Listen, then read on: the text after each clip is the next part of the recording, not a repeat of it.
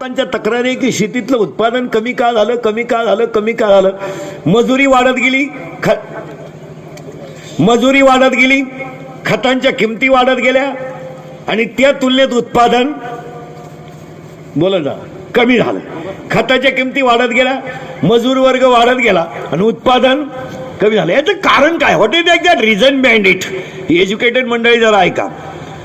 आपल्या जमिनीमध्ये असणारं पिकासाठी लागणारं जे कॅल्शियम आहे, मॅग्नेशियम आहे, पाण्याचा पीएच आहे, जमिनीचा पीएच आहे, केमिकल युक्त खतांमुळे आणि अतिरिक्त पाण्यामुळे आपल्या जमिनीची उत्पादन क्षमता कमी झाली. हे तुम्हाला कधीही मान्य करावं लागेल. आपण सगळेजण कांदे लावले, पाणी भरायला गेला तर हा पठ्ठ्या पहिली सरी फुटेपर्यंत दुसऱ्या बारत येत नाही. म्हणजे आपण त्या पिकाला लागणारं पाणी त्या पिकाच्या कॅपॅसिटीपेक्षा